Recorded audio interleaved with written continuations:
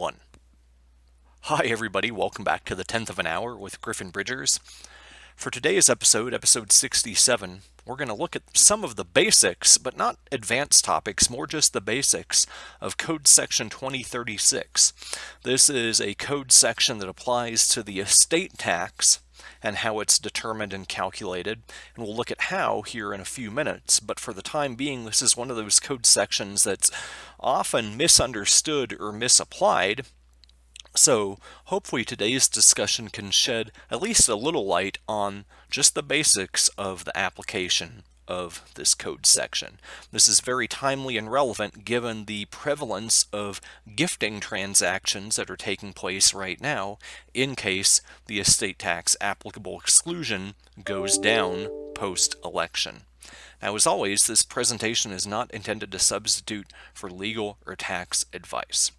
So what does Code Section 2036 do? Well, it essentially applies the estate tax to transfers that were made during life, which are more testamentary in nature. So this would be, in essence, a situation where the decedent once owned property and gifted it away, but retained certain rights, and at death, the IRS looks at the fact that, hey, the decedent isn't the owner of this property on paper, but has all these retained rights or control that really resemble what the decedent would have had economically if they were still the owner of that property. So in essence, it looks beyond just the paper ownership of property to more the economic benefits that are retained, either expressly or by operation or impliedly.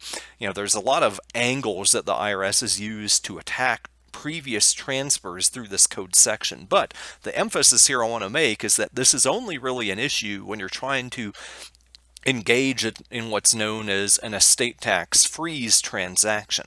So look at valuation in a minute. So this isn't necessarily a concern with every single irrevocable or revocable transfer you make during life. It's only one that comes into play if you're purposely applying your gift tax applicable credit amount. Now, this is often used in conjunction with another code section, Code Section 2038, which we won't necessarily dive deep into today, but this can apply to any sort of transfer, not just in trusts, where this is usually traditionally applied in a lot of tax court cases, but increasingly with entities, as seen in a lot of recent tax court cases. And it could be with life estates or even bare transfers to maybe a child where you completely ignore their ownership and continue to use or control property. Now, what we're not going to cover today is the fact that this doesn't apply to a sale generally. There is an exception to avoid Code Section 2036 where there's a bona fide sale for adequate consideration. Now, there's a lot of factors that go into play with that, like the relationship between the parties, the adequate consideration, and if there's a business entity in play, even if you meet those requirements, also looking at whether there was a significant non-tax reason for setting up the business entity. But that's a topic for the advanced discussion. But if you want to read more on that, I would encourage you to look at some of the episodes I recorded previously dealing with a recent tax court case of estate of Moore. Now, the big valuation difference and why we're concerned with this is when it comes to calculating the estate tax, your estate tax base really consists of two buckets. One is the taxable estate, which is really the gross estate minus deductions, but it's going to consist of assets that are valued as of the date of death. Whereas adjusted taxable gifts is the other bucket consisting of assets valued as of the date of gift. So if you assume property continues to appreciate in value over time, usually property in the adjusted taxable gifts bucket will have a lower value and will be frozen at that value, whereas property in the taxable estate bucket will have a higher value due to post-gift appreciation in the value of the property. So what 2036 essentially does is it shifts property from the adjusted taxable gifts bucket to the taxable estate bucket, and in essence increases the value of that property for estate tax purposes, because you're now looking at date of death value and not the prior date of gift value. And since you're getting rid of that prior date of gift value, it's no longer frozen. You reverse any sort of estate tax freeze incentive or goal you were trying to accomplish there. Now, Another issue here is that Code Section 2036 generally causes the entire asset or trust or retained interest transfer to be valued at date of death without necessarily looking to actuarial principles comparing the value of the remainder interest versus the value of the grantor's retained interest. There are rules that get into how you can do that. Chapter 14 rules, Code Sections 2701 through 2704, but that is also another advanced topic and a discussion for another time. So, in order to really understand Code Section 2036, you need to understand the three separate powers that really can come into play. First is any sort of retained benefit. That's a 2036A1 power. So this would be where the decedent transfers away property but retains possession, enjoyment, or income from the property, or any of those.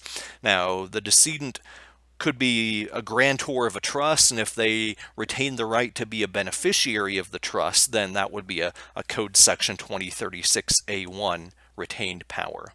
The other is a control, where the decedent doesn't have the right to possession, enjoyment, or income, but retains the right to control, alone or with another person, who gets the possession, enjoyment, or income of that transferred property. So a common example of this would be where the decedent is both the grantor and trustee or co-trustee of a trust, or where the decedent might retain the right to remove the trustee and name themselves as trustee.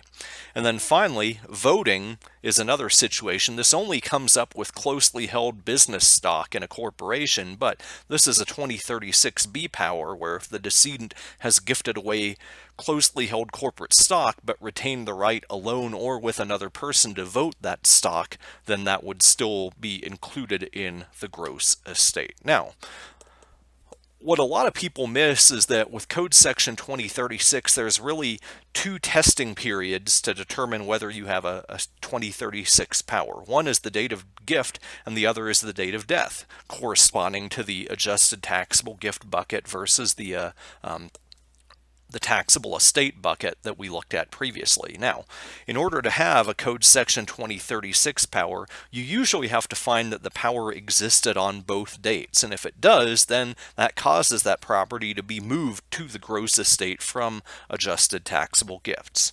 Now, it's important to note that if you retain a 2036 power, you can release that power prior to death in order to avoid both these points applying, these testing points of time applying. But if you release that power within 3 years of death, Code Section 2035 will ignore that release. You have to plan well enough in advance of death to release a retained 2036 power. And like I said, this often applies in conjunction with Code Section 2038, but the important thing is with 2038 is that 2038 only really tests as of date of death to determine whether the decedent had a power to alter or amend or revoke any sort of prior transfer. So with all this, substance over form controls. So even if you don't hit both testing dates, even if maybe just at date of death you have a retained right, 2038 could come into play, but the IRS could also assert 2036 because the IRS can look back to the date of the gift and figure out whether you had any sort of prearranged plan at the date of the gift to reacquire at a later date a 2036 power by working with a trustee or beneficiaries or otherwise. And importantly, as a corollary into fraudulent transfer laws, what I'm going to look at in the future too is more of an advanced talk, is that you can almost frame a 2036 prearranged plan argument as being the same as an intent to defraud a creditor under fraudulent transfer laws, except that in this case it's really just an intent to defraud the IRS of estate tax, if you need another way to think of this. Now, as always, if you have questions or topic suggestions, you can email those to me at griffin.bridgers@gmail.com. Thank you again for listening to this episode of the 10th of an Hour, and I look forward to seeing you in the next one.